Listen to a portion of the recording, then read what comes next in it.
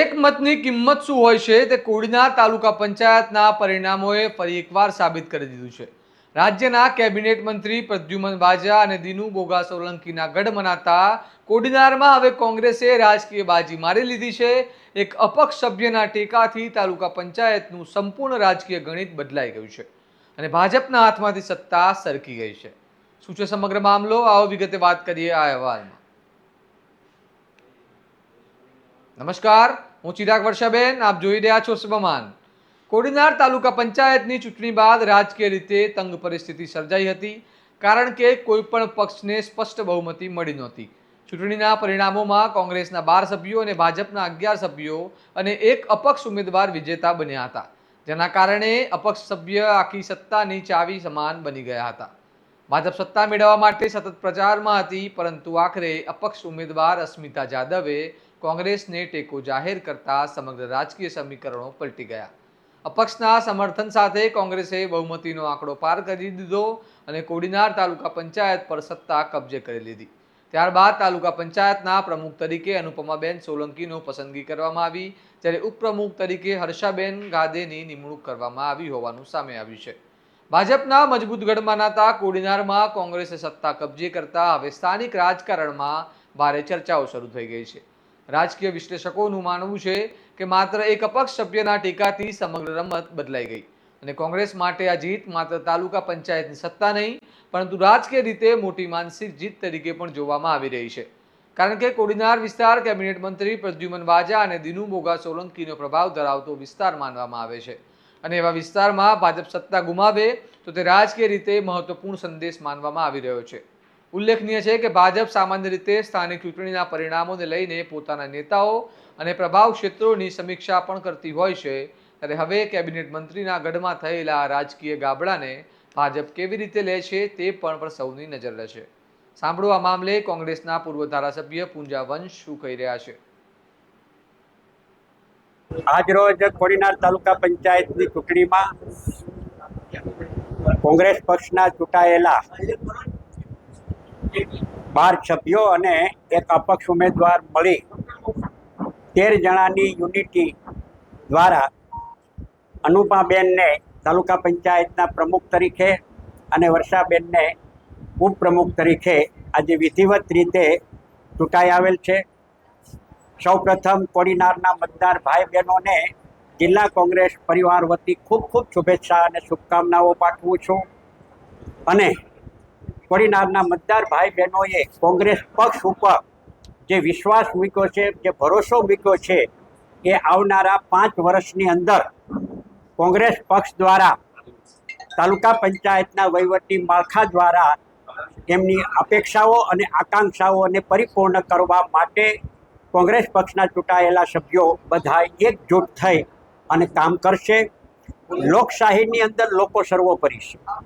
તમે સૌ જાણો છો, સારું ગુજરાત જાણે છે કે સ્થાનિક સ્વરાજની ચૂંટણીઓ ચાલુ હતી અને પ્રક્રિયા શરૂ થઈ ત્યારથી ભાજપ દ્વારા એન કેન પ્રકારે સરકારી મશીનરીનો દુરુપયોગ કરવાનો, સત્તાનો દુરુપયોગ કરવાનો, સામ દામ દંડ ભેદની નીતિ અપનાવીને કોંગ્રેસના જે ઉમેદવારો હતા એ ઉમેદવારોના ફોર્મ ખેંચાવવા માટેના પ્રયત્નો કર્યા. લોભ લાલચ આપવામાં આવી, દાદાગીરી કરવામાં આવી, ધાક ધમકીઓ આપવામાં આવી, છતાં પણ કોંગ્રેસ પક્ષ દ્વારા જે ઉમેદવારોને ઊભા રાખવામાં આવ્યા હતા એમાંથી એક પણ ઉમેદવારે ફોર્મ પરત ખેંચ્યું નહીં અને એને હવાલે ન થયા. ત્યારબાદ ચૂંટણીઓની અંદર પણ પ્રોપેગેન્ડા કરીને ચૂંટણીઓ જીતવા માટેના જે પ્રયત્નો કર્યા ભાજપ પક્ષ દ્વારા, એમાં સરકારી મશીનરીનો ઉપયોગ કરવાની કોશિશ કરી, ખાખી વર્દીવાળાનો પણ ઉપયોગ કરવાની કોશિશ કરી.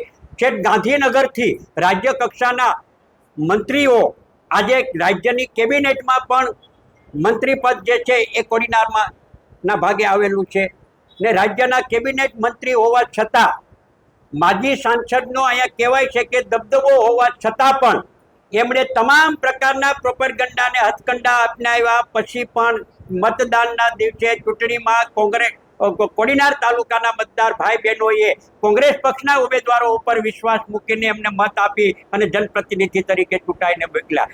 જેવું પરિણામ આવ્યું ત્યાર પછી ચૂંટાયેલા સભ્યોને એન કેન પ્રકારે એમના કુટુંબીજનોને, એમના પરિવારજનોને, એમના સગાવાલાને ધાક ધમકી દબાવવાના, પૈસાના પ્રલોભન આપવામાં આવ્યા. એટલું જ નહીં, અમારા સભ્યો જે ચૂંટાઈને જે છે પરિણામ આવ્યા પછી દ્વારકા દર્શન કરવા ગયા હતા, દ્વારકાધીશના દર્શન કરવા ગયા, ત્યાં પણ ખાખી વર્દી અને દ્વારકા જિલ્લા દ્વારકા એસપી અને ત્યાંની પોલીસ દ્વારા એલસીબી દ્વારા રાતના 1 વાગે હોટલની અંદર જ્યાં રોકાયેલા હતા એ હોટલના ડુપ્લિકેટ બીજી ચાવી હોટેલ માલિક પાસેથી લઈને રૂમો ખોલાવી અને ત્યાં ટોર્ચર કરવામાં આવ્યા.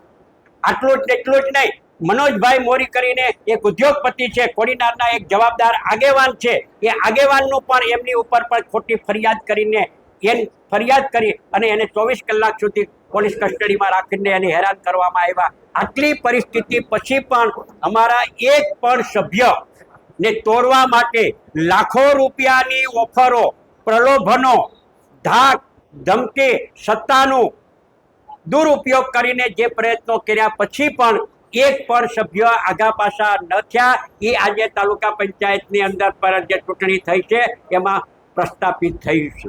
હું બહુ સ્પષ્ટપણે કહેવા માંગુ, હું ભાજપના આપની ચેનલના માધ્યમ દ્વારા ભાજપ અને ભાજપના પદાધિકારી આગેવાનોને પણ હું કહેવા માંગુ છું કે લોકશાહીમાં લોકો સર્વોપરી છે. ચૂંટણીઓ પૂર્ણ થઈ ગઈ છે. લોકોએ જેમને મત આપવાના હતા મતો આપ્યા, જેને સત્તા આપવાની હતી સત્તા આપી દીધી. તમારા તમામ પ્રકારના હથકંડા, દાદાગીરી, બળજબરી બધુંય હોવા છતાં કોડીનારની જનતાએ કોંગ્રેસ પક્ષ ઉપર વિશ્વાસ ને ભરોસો મૂક્યો છે. આ મૂકેલો વિશ્વાસ અને ભરોસો આવનારા 5 વર્ષ સુધી કોંગ્રેસ પક્ષના ચૂંટાયેલા સભ્યો, પ્રમુખશ્રી અને ઉપપ્રમુખશ્રીના નેતૃત્વની અંદર કોડીનાર તાલુકાના પાયાના જે પ્રશ્નો જે છે એ પાયાના પ્રશ્નોને કોઈ પણ જાતના ભેદભાવ રાખ્યા સિવાય ચૂંટણી પૂર્ણ થઈ ગઈ છે. કોંગ્રેસ પક્ષ માટે અને ચૂંટાયેલા સભ્યોમાં બધાય કોડીનારની જનતા અમારા માટે સરખી છે. એટલે કોડીનારની જનતાના જે મૂળભૂત પાયાના જે સવાલો જે છે એ સવાલોને ઉકેલવા માટે આ વહીવટી માળખા દ્વારા ઉકેલવાના પ્રયત્નો કરીશું. અપેક્ષા અને આકાંક્ષા પરિપૂર્ણ કરવાની પ્રયત્નો કરશું. અને સાથોસાથ ભાજપના વહીવટ દ્વારા જે રીતે નાણાકીય ગેરરીતિ આચરવામાં આવી હોય, ભ્રષ્ટાચાર આચરવામાં આવ્યા હોય અને ખીચા ભરવા માટેનું જે કામ કરવામાં આવ્યું હોય તેની પર ચકાસણી કરીને રેકર્ડ ઉપર જે કઈ બાબતો નીકળશે તો ભૂતકાળમાં થયેલા ભ્રષ્ટાચારોને ઉજાગર કરીને એની સામે પણ કાયદેસરના પગલાં લેવાય એ પ્રકારની કાર્યવાહી આગામી દિવસોમાં કરવામાં આવશે.